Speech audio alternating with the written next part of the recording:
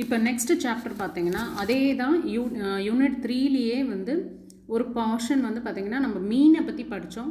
இப்போது median and குவார்ட்லிஸ் அப்படின்றது பற்றி படிக்க போகிறோம். ஸோ மீடியன் இந்த வேர்டு சொல்லும் போதே மிடில் அப்படிங்கிற ஒரு வேர்டும் மைண்டில் வந்து விழுகுது. So median is the middle value of the distribution. அப்போது மீடியன் வந்து டிஸ்ட்ரிபியூஷனோட வேல்யூவில் 2 ஈக்குவல் பார்ட்ஸில் வந்து நிற்குது. ஸோ சென்டராக ஒரு பொருள் ஒரு கிராஃப் இருக்குது. அந்த கிராஃபில் சென்டராக நடுவில் மீடியன் அப்படின்னா மிடில் வேல்யூன்னு சொல்லிட்டாங்க. அப்போது இந்த சைடு ஒரு ஹாஃப் அந்த சைடு ஒரு ஹாஃப்னு 2 ஈக்குவல் பார்ட்ஸில் பிரிக்குது. அது மீடியனோட வேல்யூ. அதே மாதிரி அப்சர்வேஷன் பார்த்தீங்கன்னா it is arranged either in ascending order or descending order. இப்போ நீங்கள் மீடியனை கண்டுபிடிக்கணும்னா first you have to arrange in ascending or descending order. அதுமாதிரி மீடியன் வந்து பொசிஷன் பார்த்தீங்கன்னா average versus arithmetic mean is calculated average. So position average வந்து மீடியன்லேயும் arithmetic mean வந்து it is calculated average. So ரெண்டுமே வந்து பொசிஷன் பேஸ் பண்ணின average தான் மீடியன். அதை தான் இங்கே சொல்ல வரும். ஸோ மீடியனும் பார்த்தீங்கன்னா 2 டேட்டாவாக பிரியுது. ஒன்று அன்குரூப் டேட்டா ஒரு ரா டேட்டா, இன்னொன்று வந்து குரூப்டு டேட்டா. அன்குரூப்டு டேட்டா இது வந்து அதுவுமே 2வாக பிரியுது. ஒன்று வந்து ஆட் நம்பர்ஸ் ஆஃப் அப்சர்வேஷன், இன்னொன்று ஈவன் நம்பர் ஆஃப் அப்சர்வேஷன்.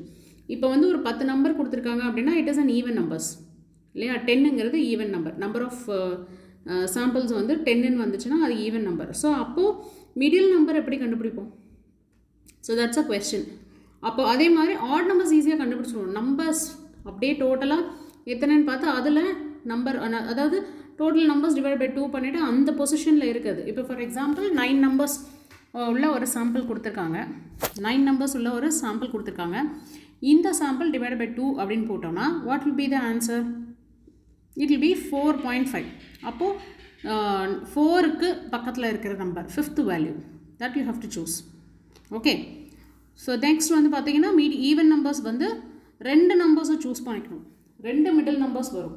அப்போ அதை டிவைடட் பை 2 அப்படி பண்ணும்போது உங்களுக்கு வந்து எத்தனாவது நம்பர் அப்படின்றது தெரிஞ்சிடும். So here we have given an example. Find median of 34, 32, 48, 38, 24, 30, 27, 21 and 35. இது ஃபஸ்ட்டு நீங்கள் மீடியன் கண்டுபிடிக்கணும்னு சொல்லிட்டாங்க. இதோட ஃபஸ்ட்டு ஸ்டெப் என்ன அப்படின்னா first you have to arrange in ascending order. So ascending ஆர்டரில் அரேஞ்ச் பண்ணிட்டாங்க. என்ன சைஸ் என்ன? 1 2 3 4 5 6 7 8 9 இருக்குது. ஸோ இப்போ ஈஸியாக இதில் வாட் இஸ் த மீடியன்னு சொல்லிட முடியும். இதுக்கு ஃபார்முலாலாம் நம்ம போட தேவையில்லை. But there is a formula n + 1/2 second observation அப்படின்னு சொல்லுவாங்க. n + 1 அதாவது n + half அப்சர்வேஷன் அப்படின்னு சொல்லுவாங்க. ஸோ இது வந்து இதில் 5th நம்பர் என்ன அப்படின்றது ஈஸியாக கண்டுபிடிச்சலாம். So 32 is the median. So அதே வந்து குரூப்டு டேட்டாலாம் யூஸ்வலாக என்ன பண்ணுவோம்? இதே have a frequency. That means you are grouping into certain orders. So அப்போது you have some lower class middle upper class அந்த மாதிரி இருக்கு இல்லையா. அதை பேஸ் பண்ணி தான் நம்மளுக்கு இப்போது மீடியனை கண்டுபிடிக்க முடியும். ஸோ இங்கே வந்து மீடியன் ஃபார்முலா என்ன கொடுத்துருக்காங்கன்னா if variable x takes values x1, x2, x3, x4, x5 and corresponding frequency வந்து f1, f2, f3, f4னு போச்சுன்னா fn வரைக்கும் the median value is given by median is equal to L1 plus L2 minus 1 into n by 2 minus cumulative frequency அது okay divided by frequency. So இந்த ஃபார்முலாவை தான் நம்ம use பண்ணணும் for median if it is going to be a grouped data. இப்போ median கிளாஸில் வந்து is the class and the corresponding value of less than cumulative frequency just exceeds the value of n by 2. So n by 2லேருந்து cumulative frequency வந்து less பண்ணுறோம். Okay. அப்போது L1ங்கிறது lower limit of median class. அப்புறம் L2ங்கிறது upper limit of median class. Fங்கிறது frequency of the median class. cumulative frequencyங்கிறது class preceding the median class. அதே மாதிரி nங்கிறது total frequency. So we have an example here. டேட்டாவில் find the median of the following data. So என்னென்ன கொடுத்துருக்காங்க class intervals பார்த்தீங்கன்னா 20 to 30, 30 to 40, 40 to 50, 50 to 60 and 60 to 70 கொடுத்துருக்காங்க. ஃப்ரீக்வன்சிஸும் கொடுத்துருக்காங்க 8, 26, 30, 20 and 16. ஸோ இப்போ 3 காலம்ஸ் நம்ம அரேஞ்ச் பண்ணியிருக்கோம். Class interval already we know that it is given in that sum itself. இப்போ frequency பார்த்தீங்கன்னா அதுவும் கொடுத்துருக்காங்க. இப்போ நம்ம என்ன கண்டுபிடிக்கணும்? இன்னொரு காலம் ஆட் பண்ணி கியூமுலேட்டிவ் ஃப்ரீக்வன்சியும் நமக்கு தேவை, அதையும் நம்ம போட்டுடுறோம். ஸோ டோட்டல் n அப்படிங்கிறது ஃப்ரீக்வன்சியோட டோட்டல் தான் n. So that will be 100. So n by 2 அப்படிங்கிறது இந்த ஃபார்முலாவில் 100 divided by 2 is equal to 50. Okay, இப்போது இந்த 50யை cumulative frequency என்ன அப்படிங்கிறத பார்க்கணும். ஸோ இங்கே வந்து இப்போ ஃபார் எக்ஸாம்பிள் ஃபார்முலாவில் நீங்கள் அப்ளிகபிள் பண்ணுறீங்க. ஃபார்முலா என்ன? L1 plus L2 minus L1 into n divided by 2 minus CF. So இங்கே L1ங்கிறது என்ன? இப்போ நம்ம வந்து ஃபார் எக்ஸாம்பிள் எந்த டேட்டாக்கு கண்டுபிடிக்கிறோம்? 40 to 50. இதில் மிடில்லேருந்து மேலேருந்து பார்க்கணும், கீழேருந்தும் பார்க்கணும். அப்போ மிடில் வந்து 40 to 50 தான். So 40 to 50ல் L1ங்கிறது 40. ஓகேவா? அப்போது ப்ளஸ் L2ங்கிறது 50 minus 40, அதாவது L2 minus L1, அந்த கேப்பில் வந்து 50 minus 40 வந்து 10 into n by 2 ஆல்ரெடி நம்ம ஃபைண்ட் அவுட் பண்ணிட்டோம், that is 50 minus cumulative frequency. What is cumulative frequency there? எப்போவுமே cumulative frequency அந்த பர்டிகுலர் இப்போ 40 to 50 நீங்கள் செக் பண்ணுறீங்க கிளாஸ் இன்டர்வல்ஸ் அப்படின்னா அதுக்கு நேராக வர ஃப்ரீக்வன்சி cumulative frequencyக்கு மேலே ஒரு கிளாஸை எடுக்கணும்னு அர்த்தம். ஓகே, அதுக்கு முன்னாடி அதாவது லெஸ் 1 அப்படிங்கிற மாதிரி இருக்கணும், அதாவது லேயர் ரோ. ஸோ ஏற்கனவே அந்த 40 to 50க்கு நேராக இருக்கிற அந்த ஃப்ரீக்வன்சி எடுக்காமல் அதுக்கு மேலே இருக்கிற ஃப்ரீக்வன்சி யூஸ் பண்ணணும். So that is 34. ஸோ 34 அப்படி இப்போ இதெல்லாம் கால்குலேட் பண்ணி டிவைடட் பை ஃப்ரீக்வன்சி, அந்த பர்டிகுலர் ரோவோட ஃப்ரீக்வன்சி என்ன? 30. ஸோ 40 to 50யோட ஃப்ரீக்வன்சி 30. அதை போட்டு நீங்கள் ஆன்சர் வந்து டிரைவ் பண்ணோம், that is 45.33. That is the median for the group data. Next பார்த்தீங்கன்னா குவார்டைல்ஸ். குவார்டைல் அப்படிங்கிறது இட்ஸ் அ போர்ஷன் ஆஃப் ஒரு விஷயத்தை 4 பார்ட்ஸ் குவார்ட்டராக டிவைட் பண்ணுறாங்கல்ல, அதை தான் வந்து குவார்டைல்ஸ்ன்னு சொல்கிறாங்க. ஸோ ஒரு குவார்டைல் வந்து represents the division of data into 4 equal parts. அப்போ இந்த செகண்ட் இன்டர்வல்ஸ், அதாவது இந்த 4 பார்ட்ஸ் வந்து இன்டர்வல்ஸ்ன்னு சொல்லுவாங்க. அப்போ இந்த மீடியன் இருக்கு இல்லையா, அதுக்கு அடுத்தது வந்து செகண்ட் அப்படின்னு சொல்லுவாங்க. செகண்ட் இன்டர்வல்ஸ், அந்த ஃபஸ்ட்டு செகண்ட் இன்டர்வல்ஸ் வந்து it is based on the data value, டேரெக்டாக டேட்டா கிடைக்கிது இல்லையா, அதை வச்சு. பட் அதுக்கு மேலே தேர்ட் எல்லாம் பார்த்தீங்கன்னா இது வந்து டோட்டலாக செட் ஆஃப் அப்சர்வேஷன்ஸ் யூஸ் பண்ணி தான் அது கிடைக்கும். அதே மாதிரி by dividing the distributions into 4 groups, quartile calculates the range of values above and below the mean. So below and above the மீனோட ரேஞ்சஸையும் கால்குலேட் பண்ணுறதுக்கு உதவுது. அப்போ ஒரு குவார்டைல் வந்து 4 டிவைட் ஆகிருக்குன்னு சொன்னோம் இல்லையா, அந்த 4 டிவைடில் நடுவில் இருக்கிறது மீடியன், அதை விட்டுடலாம். But other than that 3 other points இருக்குது. என்ன அப்படின்னா lower quartile Q1, median Q2, upper quartile வந்து Q3. இது to create 4 data set groupings இதெல்லாம் தேவை. அப்போ இன்டர் குவார்டைல் அப்படின்னு ஒன்று இருக்குது, அந்த ரேஞ்ச் அப்படின்னா it is to measure our variability around the median. So median இருக்கிற வேரியபிலிட்டி என்னென்ன இருக்குதுன்றதை மெஷர் பண்ணுறதுக்கு தான் இன்டர் குவார்டைல் ரேஞ்ச் அப்படின்னு சொல்லுவாங்க.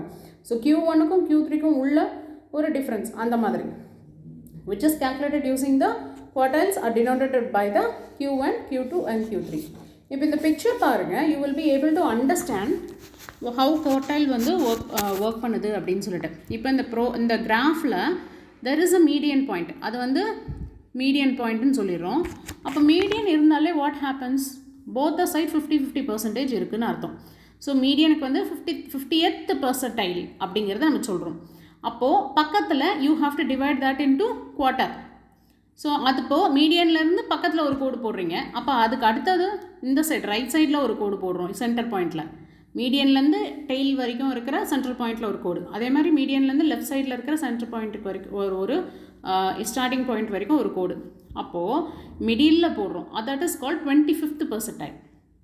அப்போ பார்த்தீங்கன்னா எல்லாமே 20-25%. இப்போ 100%ல் மீடியன்லேருந்து 2 சைடு 50% இருக்கும், பட் குவார்டைலில் 25% இருக்கும்.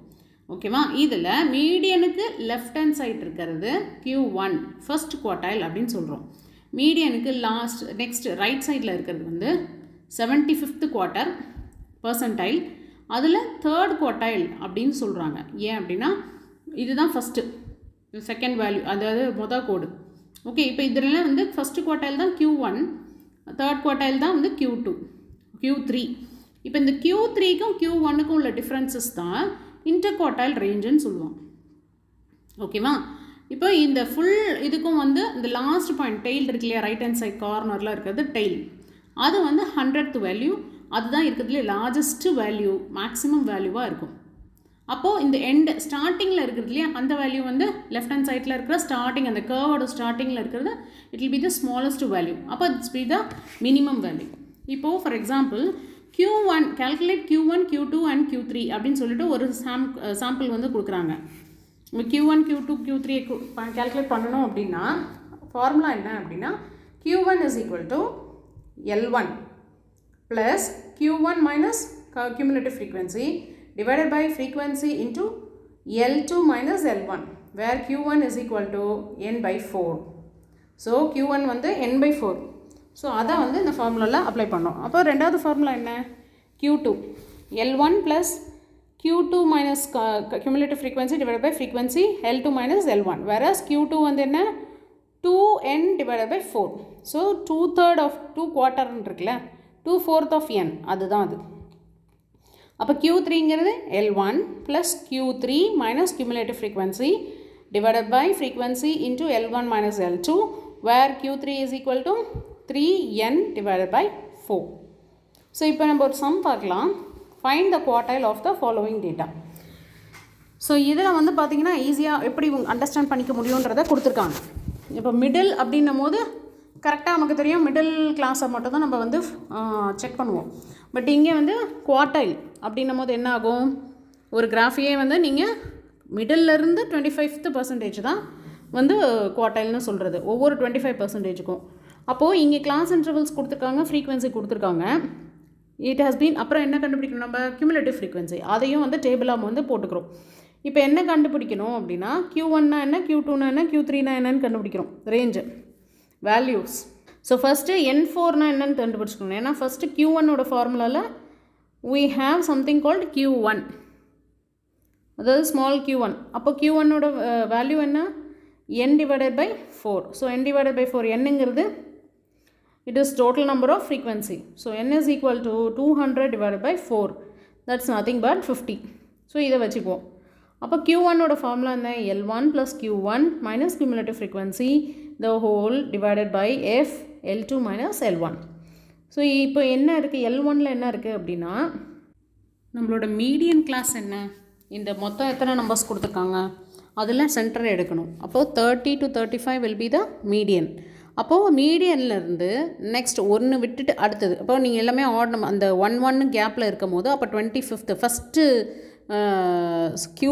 Q1ல் வந்து ஃபஸ்ட்டு இப்போ 25th விட்டுட்டு அடுத்த 25th இல்லையா? அப்போ 1 2 விட்டுட்டு தேர்டு 1 எடுக்கிறோம். ஏன்னா இது ஈச்சுவலாக ஒன்று கேப் விட்டுட்டு அடுத்து 1 அதுக்கு கேப் விட்டுட்டு அடுத்து அந்த ஆட் நம்பர்ஸில் வருது. ஸோ ஒரு 30 35க்கு மேலே ஒன்றத்தை விட்டுட்டு அடுத்தது எடுத்திருக்கோம். ஸோ 20 25ன்னு. ஸோ L1ங்கிறது 20. அப்போது இந்த Q மைனஸ் CFன்றது Qங்கிறது 50. அதாவது 36லேருந்து கீழே அந்த ஆல்ரெடி நம்ம வந்து 200/4 கொண்டு வந்திருக்கோமா அதை வந்து எடுத்துக்கிறீங்க. அதுக்கப்புறம் கியூமுலேட்டிவ் ஃப்ரீக்வன்சி அப்படிங்கிறது 40. இது எப்படி எடுக்கிறோம்? எப்போவுமே கியூமுலேட்டிவ் ஃப்ரீக்வன்சி வந்து என்ன நம்ம அந்த ரோக்கு கிடைக்குதோ அதுக்கு மேலே இருக்கிற ஒரு வேல்யூவை தான் நம்ம எடுத்துக்கணும். அப்போ ப்ரீவியஸோட வேல்யூ கியூமுலேட்டிவ் ஃப்ரீக்வன்சி வந்து 40. ஸோ அதை எடுத்துக்கிறோம் டிவைடட் பை இதோட ஃப்ரீக்வன்சி என்ன 36. ஸோ அதை வந்து கொடுக்குறோம் into L2 minus L1. So L2 minus L1ங்கிறது 25 minus 20. Sorry that is 5. So இதோட வேல்யூ வந்து Q1 பார்த்திங்கன்னா 21.39 வருது. இதே மாதிரி the similar fraction you have to calculate for Q2 and Q3. So that's how you will get quartiles.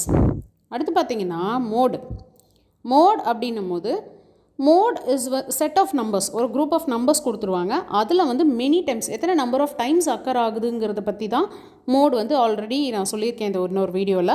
Mode வந்து calculate பண்ணுவாங்க. The most frequently occurring value தான் வந்து mode. 2 or more values occur with equal or nearly equal numbers of times. அப்போ என்ன பண்ணுவீங்க? நிறைய numbers வந்து ஒரே மாதிரி வருது. இப்போ ஃபார் எக்ஸாம்பிள் 1 2 3 4 5 6ன்றது ஆர்டரில் 2வே 2 3 வாட்டி வருது, 3 வாட்டி வருது. அப்போ 3யும் 3 வாட்டி வருது அப்படின்னா அப்போ அந்த மாதிரி சமயத்தில் then the distribution is set to have 2 or more modes. அப்போ மோடு பார்த்திங்கன்னா 2 இருக்குது, இல்லைன்னா அதுக்கு மேலேயும் இருக்க வாய்ப்பு இருக்குது. அப்போ there are 3 or more modes and the distribution of set data is said to be multimodal. Okay, so இதுவும் வந்து பார்த்திங்கன்னா குரூப் டேட்டா அன்குரூப் டேட்டான்னு இருக்குது. குரூப் டேட்டாவில் இப்போ ஒரு எக்ஸாம்பிள் பாருங்கள். ஈஸியாக அதுக்கு வந்து ஃபார்முலாலாம் கிடையாது. Just you have to arrange.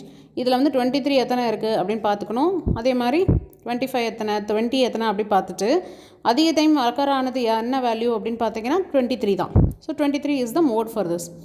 இப்போ மோட் வந்து குரூப் டேட்டாவில் எப்படி ஒர்க் அவுட் ஆகும் அப்படின்னா, if the variable X take value x1, x2, x3, x4 and with corresponding frequency f1, f1, f2, f3, f4 respectively.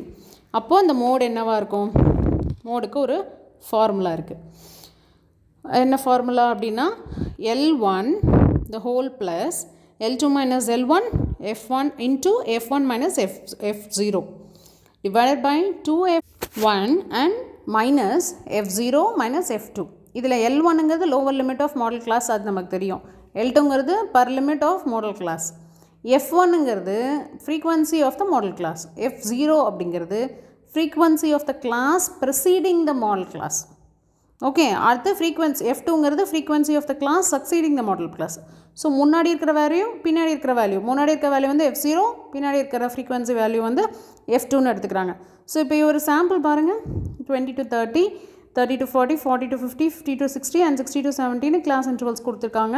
Frequency பார்த்திங்கன்னா 8, 26, 30, 20 and 16 கொடுத்துட்டாங்க.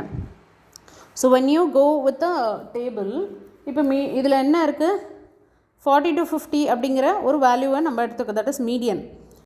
So இந்த மீடியனில் 40 plus, அதாவது 40ங்கிறது வேறு என்ன, limit, lower limit, okay, plus 10ங்கிற வேல்யூ என்ன அப்படின்னா L2 மைனஸ் L1. L2ங்கிறது இங்கே என்ன, L2ங்கிறது per limit of the model class, that is nothing but 40 to 50 minus பண்ணுங்க, 50 minus 40 that is 10. okay, so 10 into 4ங்கிறது F1 minus FO.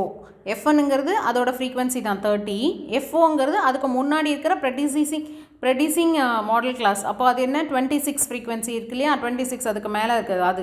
அப்போ இது ரெண்டுத்தையும் மைனஸ் பண்ணால் it will come 4 divided by 2F1 minus FO minus F2. So 2F1, F1ங்கிறது 30 into 2 வந்து it will become 60.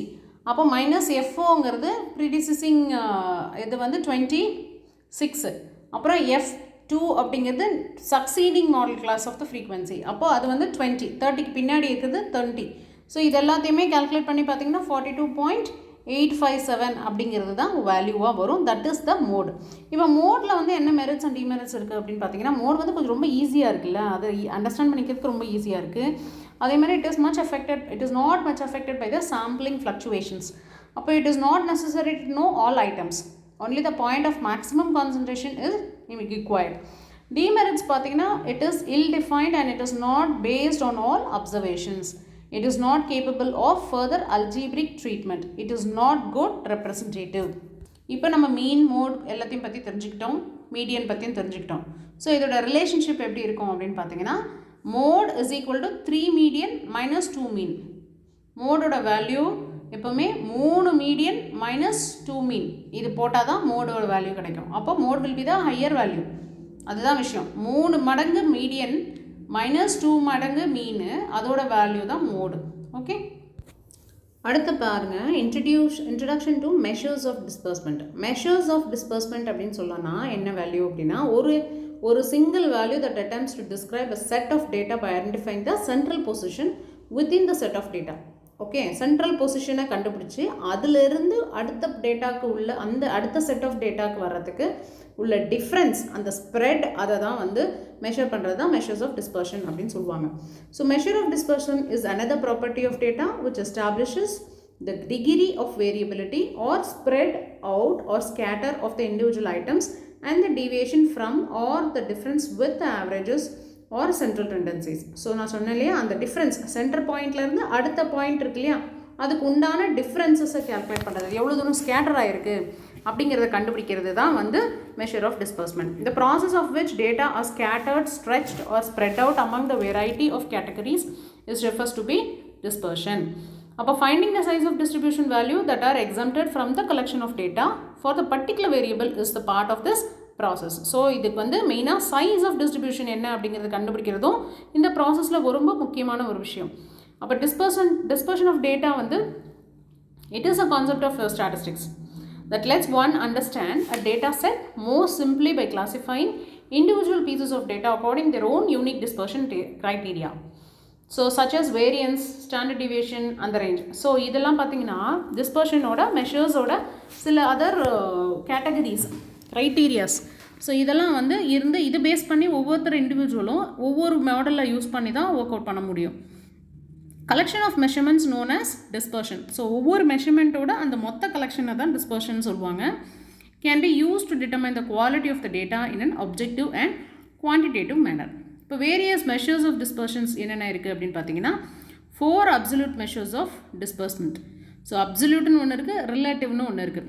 Absolute அப்படின்னா எக்ஸாக்டாக.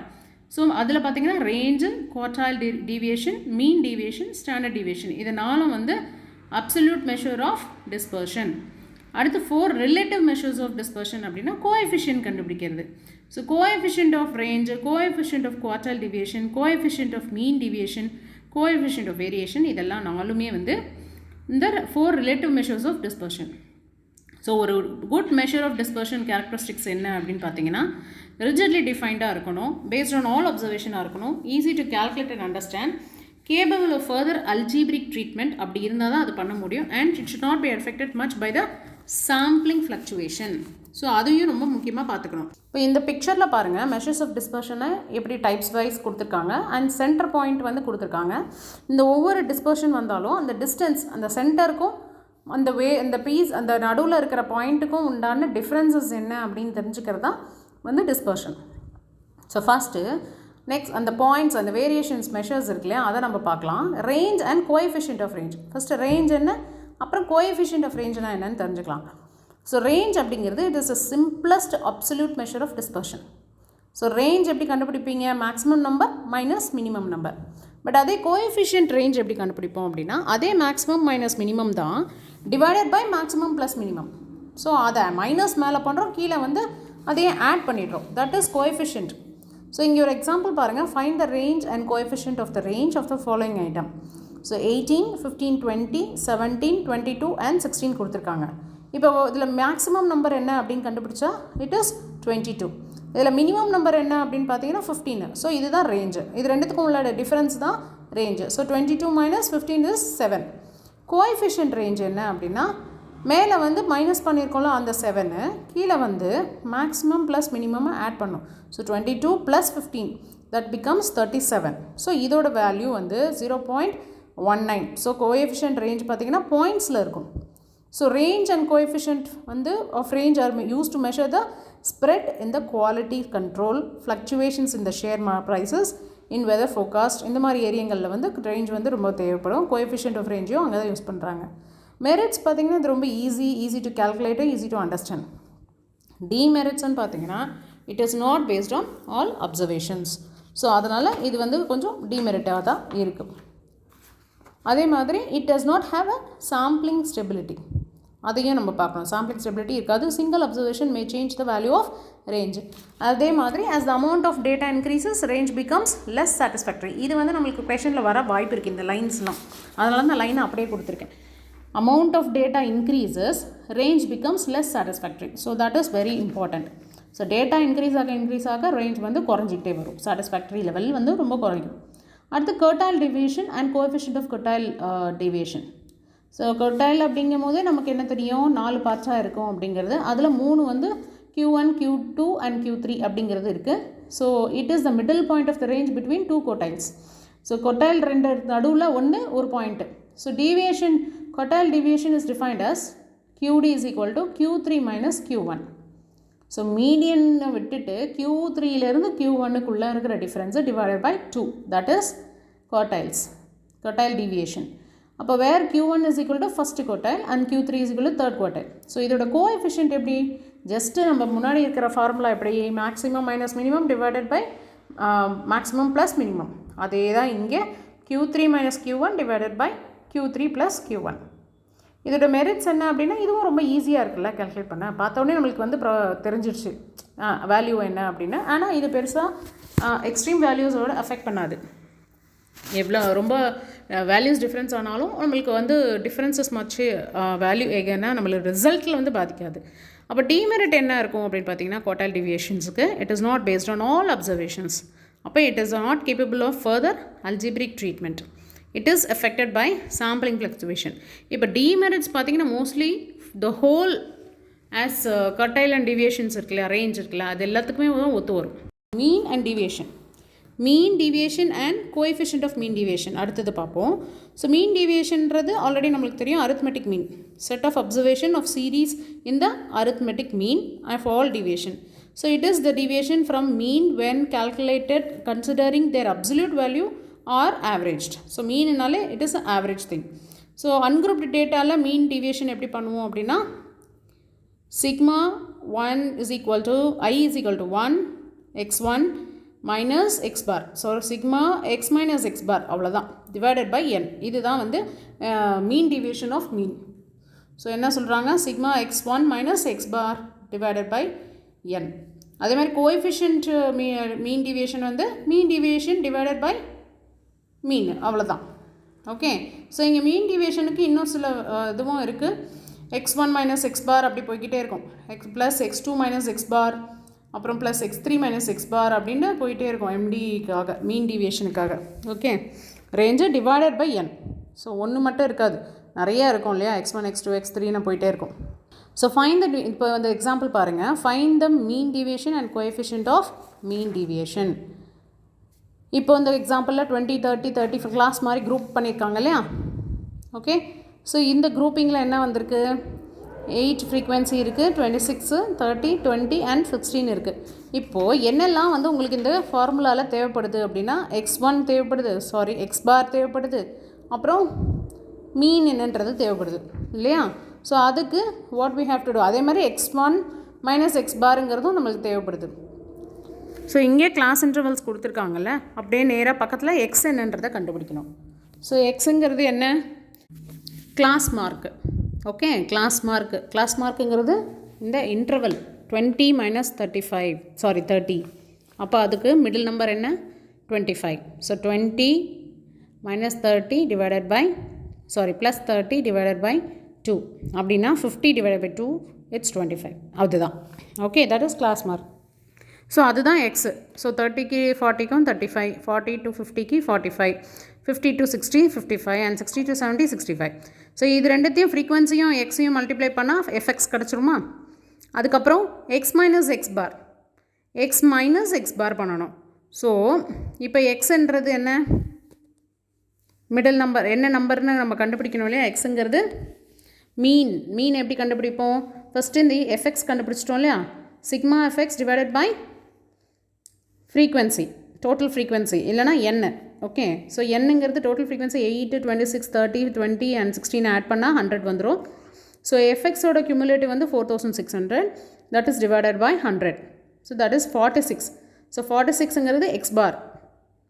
Okay, so x bar x minus x bar அப்படின்னும் போது 46 மைனஸ் 25, அதே மாதிரி 46 மைனஸ் 35, 46 மைனஸ் 45, 46 மைனஸ் 55, அப்புறம் 46 minus 65. So here you won't take much about the negative points. So அப்படியே எடுத்துக்கணும், வெறும் டிஃப்ரென்ஸ் மட்டும் தான் எடுத்துக்கிறோம். அதே மாதிரி f into f x minus x bar, அப்போது ஃப்ரீக்வன்சியும் இந்த எக்ஸ் மைனஸ் எக்ஸ் பார் இருக்குல்ல, அதையும் மல்டிப்ளை பண்ண, அந்த காலத்தையும் மல்டிப்ளை பண்ணுங்கள். Then you will get f into x minus x bar. So இப்போது எம்டி வந்து என்ன கண்டுபிடிக்கிறோம் அப்படின்னா, இப்போ x minus f x sorry f into x minus x பாருங்கிறது டிவைடட் பை n, அதுதான் எம்டி. அதாவது மீன் டிவியேஷன் ஆஃப் மீன் வந்து 968 டிவைடட் பை 100, that is 9.68. அதே மாதிரி கோஎஃபிஷியன்ட் ஆஃப் மீன் டிவியேஷன் வந்து எப்படி கண்டுபிடிக்கிறோம், மீன் டிவியேஷன் டிவைடட் பை மீன். அப்போ 9.68 டிவைடட் பை மீனுங்கிறது 46ன்னு கண்டுபிடிச்சிருக்கோம். அப்போது அதை வந்து 0.2104, this is the value. So merits of deviation, mean deviation already நம்ம சொன்னதான், ஈஸியாக இருக்கும், அப்சர்வேஷனு கால்குலேட் பண்ண முடியாது, பெருசாக எக்ஸ்ட்ரீம் வேல்யூஸ்லாம் எஃபெக்ட் பண்ண முடியாது. அதேமாதிரி டிமெரிட்ஸ் பார்த்தீங்கன்னா அல்ஜிபிரிக் சயின்ஸ் எல்லாம் இக்னோர் பண்ண வேண்டியிருக்கு, லைக் மைனஸ் ப்ளஸ் எல்லாம் இல்லைல்ல, அது பார்த்திங்கன்னா அப்படியே தானே எடுத்திருக்கோம் அந்த டிஃப்ரென்சேஷன்ஸில். அப்படி ட்ரீட்மெண்ட் பண்ண முடியாது, அல்ஜிபிரிக் ட்ரீட்மெண்ட்டும் பண்ண முடியாது. அப்போ அக்யூரேட்டாக இல்லை, மெஷர் ஆஃப் டிஸ்பர்ஷனில் இது வந்து அக்யூரசி கிடையாது. ஸோ நான் ஒரு சின்ன ஹிண்ட் கொடுத்துருக்கேன். Mean deviation and its coefficient are use to study economic problems such as distribution of income and wealth in a society. So இது நல்லா நோட் பண்ணிக்கோங்க, இது கூட கொஷனில் வர வாய்ப்பு இருக்குது சாய்ஸில். அடுத்து standard deviation and coefficient of variations. Standard deviation mostly நமக்கு தெரியும் என்னன்ட்டு. அது மெயினாக ஒரு இம்பார்ட்டண்ட்டான ஒரு மெஷரும் கூட ஸ்டாண்டர்ட் டிவியேஷனில். It is a measure to the spread or variability of a distribution. A small standard deviation means a high degree of consistency in the observation as well as homogeneity of the series. So சின்னதாக standard deviation இருந்தால் என்ன அர்த்தம்? High degree of consistency இருக்குதுன்னு அர்த்தம் இந்த அப்சர்வேஷனில். Okay, அதே மாதிரி homogeneity of சீரீஸும் இருக்குதுன்னு அர்த்தம். So standard deviation for ungrouped data பார்த்தீங்கன்னா ஃபார்முலா என்ன? Square root of sigma x square divide by N minus x bar the whole square அப்படியும் எழுதலாம். இல்லைனா sigma square root of sigma x minus summation x minus x bar the whole two divided by n. Okay, அது வந்து நான் சிக்மான்னு சொல்லிட்டேன். That is summation of x bar, இல்லைனா x minus x bar the whole square R summation of X square. இதுவுமே ஒன்று தான். Okay, அப்படி பிரித்து எழுதும் போது இது வந்து பிரிஞ்சிடும். வேறு எக்ஸ் பார் வந்து என்ன? Is the mean of these observation. அதே குரூப்டு டேட்டாவுக்கு பார்த்தீங்கன்னா என்ன வரும் ஃபார்முலா? குரூப்டு டேட்டாவுக்கு square root of summation f into x minus x bar the whole two divided by summation f. குரூப்டுனாலே ஃப்ரீக்வன்சி இருக்கும், அதனால் ஃப்ரீக்வன்சியை ஆட் பண்ணிக்கிறோம். அதே மாதிரி தான் அந்த ஃபார்முலா அப்படியே ஸ்ப்ளிட் பண்ணி எழுதுறீங்க. Square root of summation F X square divided by N minus summation of F X divided by n the whole square, where n is equal to summation f. So n ங்கிறது summation f. இதில் coefficient of variation அதை எப்படி கண்டுபிடிக்கிறது? இப்போ standard deviation கண்டுபிடிச்சிட்டோம். அப்போ standard deviation divided by mean into 100%. That's all. So இங்கே ஒரு sum பாருங்க. Find standard deviation and coefficient of variation for the following data 2, 3, 7, 8 and 10. So இப்போ இதில் என்னென்ன கண்டுபிடிக்கணும் அப்படின்னு பார்த்தீங்கன்னா எக்ஸுன்றது ஆல்ரெடி கொடுத்துட்டாங்க. இதில் எக்ஸ் ஸ்கொயரும் கண்டுபிடிச்சிட்டா நம்மளுக்கு அடுத்த கேல்குலேஷன் ஈஸியாக முடிஞ்சிடும் இல்லையா? ஸோ எக்ஸ் ஸ்கொயருங்கிறது 4, 9, 49, 64, 100. இதோட மீன் பார்த்தீங்கன்னா 226 வந்து எக்ஸ் ஸ்கொயர் வந்துச்சு. அப்போது மீன் பார்த்தீங்கன்னா x divided by n. So எக்ஸுங்கிறது 30 டோட்டல். 2, 3, 7, 8, 9, 8, 10 ஆட் பண்ணால் 30 வருது. Divided by number of items வந்து 5 is equal to 6. இப்போ வந்து ஸ்டாண்டர்ட் டிவிஷனோட formula square root of sigma x summation x square divided by N minus the whole x bar the whole square இல்லையா? So summation x ஸ்கொயருங்கிறது 226 divided by என்னுங்கிறது இப்போ என்ன கண்டுபிடிச்சிருக்கோம்? என்னுங்கிறது 5. ஓகே, அதே மாதிரி minus X to the X bar the whole square அப்படின்னா எக்ஸுங்கிறது யூ கெட் 6 இல்லையா? மீன் வந்து 6, அது ஹோல் ஸ்கொயர், அப்போ 36. ஸோ 226 டிவைட் பை 5 வந்து 45.2 minus 36 the whole square root. அப்போ அதோட வேல்யூ வந்து 3.03. இதே கோஎஃபிஷியன்ட் வந்து அந்த 3.03 divided by mean into 100. So 3.303 divided by 6 into 100. அப்போது it will become in percentage. So coefficient வந்து பர்சன்டேஜில் இருக்கும். அதே மாதிரி தான் அடுத்த சம் பாருங்கள். குரூப் டேட்டாக்கு கொடுத்துருக்காங்க.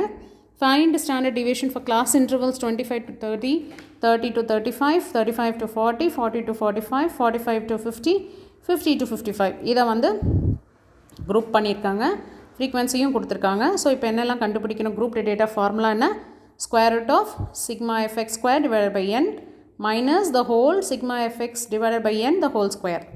அப்போது இங்கே இன்னொரு முக்கியமான விஷயம் கண்டுபிடிக்கணும். எஃப்எக்ஸ் கண்டுபிடிக்கிறீங்க. ஓகே, ஃப்ரீக்வன்சி எஃப்எக்ஸ்னு கண்டுபிடிக்கிறீங்க. எஃப்எக்ஸ் ஸ்கொயர் அதையும் கண்டுபிடிக்கணும். ஓகே, அப்போது கிளாஸ் குரூப் டேட்டா கண்டுபிடிச்சாச்சு. எக்ஸ் கண்டுபிடிக்கணும். எக்ஸுங்கிறது it is the difference class mark இல்லையா? அப்போ 25 divided by 30 the whole divided by 2. you will get 27.5. அதே மாதிரி தான் 30 to 35 மிடில் வேல்யூ 32.5. ஸோ இந்த மாதிரி எல்லாத்துக்கும் மிடில் நம்பர்ஸ் கண்டுபிடிச்சிடுறோம். அதுக்கப்புறம் ஃப்ரீக்வன்சியோடு அதை மல்டிப்ளை பண்ணி எஃப்எக்ஸ்ன்ற ஒரு காலமில் ஃபில் பண்ணிடுறோம். அதோட டோட்டலும் எடுத்து வச்சுக்கிறோம். அதே மாதிரி எஃப்எக்ஸை ஸ்கொயர் பண்ணுறோம். அப்படியே அந்த எஃப்எக்ஸ் காலமை அப்படியே ஸ்கொயர் பண்ணுறோம். ஸோ அந்த வேல்யூவும் எடுத்து வச்சுக்கிறோம். ஸோ டோட்டல் ஃப்ரீக்வன்சி வந்து என்னுக்கு equal. So n is equal to 100. So இப்போ அப்படியே ஃபார்முலாவில் தூக்கி அப்ளை பண்ணுவோமா? சிக்மா எஃப்எக்ஸ் ஸ்கொயருங்கிறது நம்ம இங்கே லாஸ்ட் காலமில் கண்டுபிடிச்சிருக்கோம். ஸோ 1,31,225 டிவைடட் பை என்னங்கிறது 100 மைனஸ் த ஹோல் சிக்மா எஃப்எக்ஸும் சமேஷன் எஃப்எக்ஸும் கண்டுபிடிச்சிட்டோம் 3550 divided by 100 the whole square. அப்போ வேல்யூ வந்து 7.21ன்றது வருது.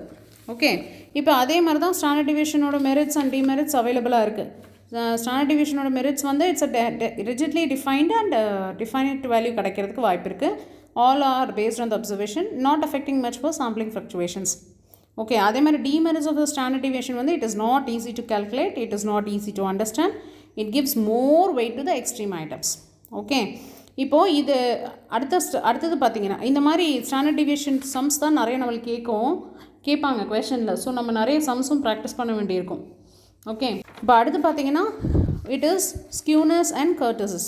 ஸ்கியூனஸ் அண்ட் கர்டிசஸ் ஆல்ரெடி நான் ஒரு வீடியோவில் வந்து எக்ஸ்பிளைன் பண்ணியிருக்கேன். பட் சும்மா ப்ரஷ்அப்க்கு நம்ம பண்ணிடுவோம். ஸ்கியூனஸ் அப்படிங்கிறது அந்த டிசார்ஷன் ஆஃப் த டிகிரி ஃப்ரம் ஒரு சிமெட்ரிக்கல் பெல் கர்வை வந்து ஒரு நார்மல் டிஸ்ட்ரிபியூஷன்லேருந்து எப்படி வந்து அது கர்வ் வந்து மாறுதுங்கிறது தான்.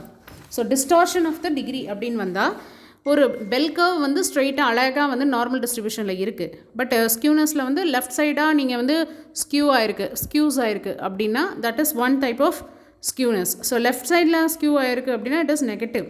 பாசிட்டிவ் ரைட் சைடில் நடந்திருக்கிறது, ரைட் சைடில் அமுங்கி இருந்தால் அது வந்து பாசிட்டிவ். நம்ம இந்த கிராஃபில் பாருங்கள், இந்த பிக்சரில் பாருங்கள். So it is given like positive skew. பார்த்திங்கன்னா மீன், மீடியன், மோடு எல்லாமே இதில் வந்துடும்.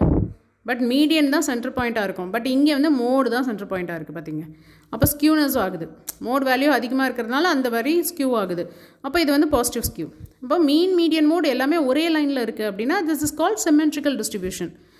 அப்புறம் மோடு வந்து எப்போவுமே ஹையில் இருக்குது, but it's is next to the mean value அப்படின்னும் போது it is negative skew. So இதுதான் வந்து ஸ்கியூனஸ். இதில் பாசிட்டிவ் அண்ட் நெகட்டிவ் நம்ம சொல்லிட்டோம். இதில் மீன் அண்ட் மீடியன் வந்து ரெண்டும் சேர்ந்து மோட் இஸ் கிரேட்டர் வேல்யூ தான். அப்புறம் மீன் அண்ட் மீடியன் வந்து எப்போ வந்து லெஸராக இருக்கும் அப்படின்னு பார்த்தீங்கன்னா பல்க், அதாவது நெகட்டிவ் சைடாக இருந்தால் பல்காக இருக்கும். இதில் கால் பியர்சன் மெஷர்ஸ் ஆஃப் ஸ்கியூனஸ் வந்து அப்படியே ஒரு டாபிக் ஒன்று இருக்குது.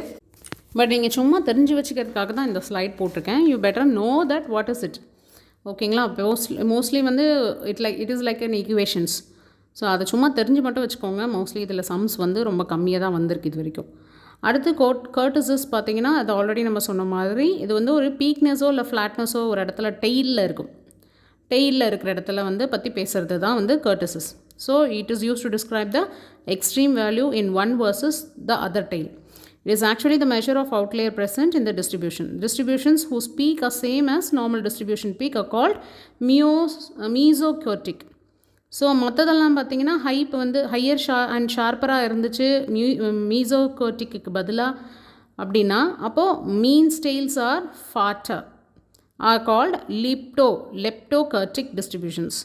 அதே மாதிரி அந்த மீசோகர்டிக்கை விட ஷார்ட்டராக இருக்குது, லோவராக இருக்குது அப்படின்னா பிளேட்டிகர்டிக் டிஸ்ட்ரிபியூஷன்ஸ். இது வந்து நீங்கள் அந்த டயக்ராமில் பார்க்கலாம். ஸோ ஒரு வேல்யூ வந்து பார்த்திங்கன்னா ரொம்ப கம்மியாக இருந்துச்சுன்னா பிளாட்டோகர்டிக், கொஞ்சம் அதை விட ஹையராக இருக்குது அப்படின்னா மீசோகர்டிக், அப்போ அதை விட அந்த மீசோகர்டிக்கை விட ஜாஸ்தியாக இருக்குது அப்படின்னா அந்த லெப்டோ. ஓகே, இதுக்கும் வந்து மெஷர் ஆஃப் கர்டிசஸ்க்கு வந்து ஃபார்முலா இருக்குது. B2 is equal to μ4 divided by μ square exponent 2. Okay, so அது வந்து μ4ங்கிறது ஃபோர்த் சென்ட்ரல் மூமெண்ட். ஸோ அந்த கிராஃபை பேஸ் பண்ணி தான் இது இருக்குது, இந்த கொஷின் இருக்குது. மோஸ்ட்லி இதையுமே நீங்கள் தெரிஞ்சு வச்சுக்கோங்க. It is not so important. இது டைப்ஸ் வேணால் மீசோகர்டிக், லிப்டோகர்டிக் அண்ட் பிளேட்டிகர்டிக் வந்து தெரிஞ்சு வச்சுக்கிறது ரொம்ப நல்லது. So this is the end